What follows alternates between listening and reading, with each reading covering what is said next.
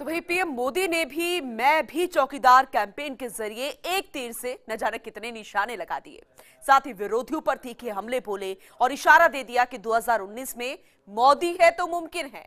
मोदी ने चौकीदार के जिस नारे को मुहिम बनाया वो विरोधियों के गले की फांस बन गई है। अब न राफेल की चर्चा है, न चौकीदार चोर कोई बोल रहा है, बस एक ही आवाज है, मैं भी चौकीदार। देखिए रिपोर्ट।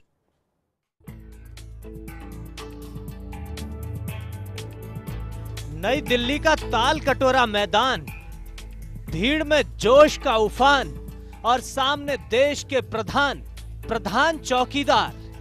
एक एक सवाल के 100 जवाब और हजार तालियां। दृश्य ऐसा कि जो जहां देखता बस ठिठक ही जाता। कांग्रेस ने जुमला देते वक्त यह सोचा भी नहीं होगा कि जिस चौकीदार चोर के नारे से वे लोकसभा चुनाव का रुख पलटने का ख्वाब देख रहे हैं, वही हथियार उन पर राफेल से ज्यादा तगड़ा हमला करने वाला है। लेकिन मोदी विरोधियों के हथियार को ज्यादा धार देकर उन्हीं पर दागने में माहिर माने जाते हैं और ये चरितार्थ हुआ।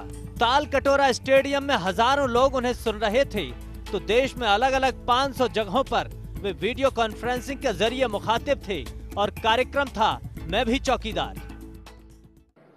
यहाँ बैठा हुआ हर व्यक्ति, देश के कोने कोने में बैठा हुआ हर व्यक्ति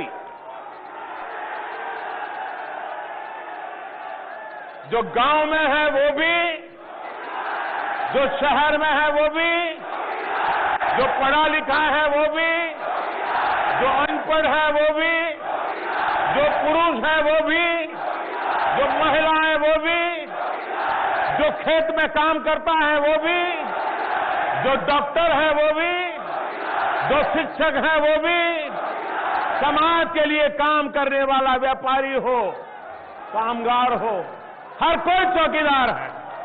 सबसे पहले पीएम ने चौकीदार की परिभाषा समझाई। मोदी ने कहा कि चौकीदार न कोई व्यवस्था है, न कोई यूनिफॉर्म की पहचान है, न कोई चौखट में बंधा है।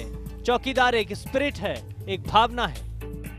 अब आज गांधी जी तो है नहीं, लेकिन उनकी बातें, उनके आदर्श हम सबके लिए प्रेरणा है। लेकिन समयानुकूल शब्दों में बदलाव आता है, स्पिरिट वही रहता है। मेरे लिए चौकीदार ये महात्मा गांधी के ट्रस्टीशिप जो सिद्धांत है, उसी की एक छोटी सी पहचान है। मोदी ने बालाकोट एयर स्ट्राइक का जिक्र करते हुए कहा, बालाकोट मैंने नहीं किया, देश के जवानों ने किया है, हमारे सुरक्षा बलों ने किया है, इसलिए हम सबकी तरफ से उन्हें सैल्यूट।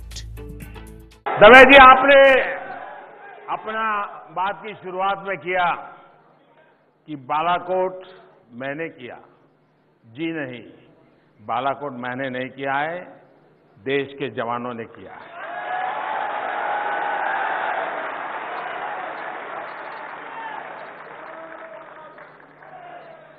हमारे सुरक्षा बलों ने किया है और ये सबसे पहले हम सब की तरफ से उनको सैल्यूट। मोदी ने पूर्ण बहुमत की सरकार का महत्व भी देश को समझाया। उन्होंने कहा कि आज दुनिया में जो हिंदुस्तान की बात सुनी जाती है उसका कारण मोदी नहीं, पूर्ण बहुमत की सरकार है। आज दुनिया में भी हिंदुस्तान की बात सुनाई देती है, उसका कारण मोदी है, उससे ज्यादा ये पूर्ण बहुमत की सरकार है।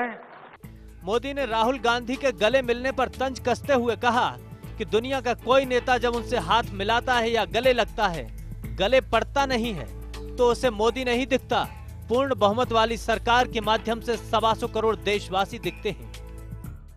दुनिया का कोई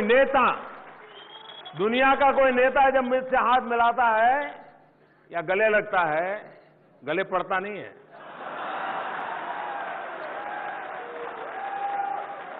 तो उसको मोदी नहीं दिखता है, पूर्ण बहुमत वाली सरकार, उसके माध्यम से 125 करोड़ हिंदुस्तानी दिखते हैं और तब जाकर के बराबरी की बात होती है। उन्होंने पाकिस्तान को चेतावनी देते हुए कहा कि पाकिस्तान को लगता होगा कि मोदी चुनाव में व्यस्त है, शायद कुछ नहीं करेगा। मेरे लिए चुनाव प्राथमिकता नहीं है, देश प्राथमिकता है। अब उनको लगा शायद मोदी चुनाव में बिजी हो गया है तो शायद कुछ करेगा नहीं। मेरे लिए चुनाव प्रायोरिटी नहीं है जी, देश प्रायोरिटी है। मोदी ने कहा कि कुछ लोग यह मानकर बैठे हैं कि ये देश, ये सरकार उनकी पैतृक संपत्ति है, इसलिए उनको हजम नहीं होता कि एक चाय वाला प्रधानमंत्री बन गया।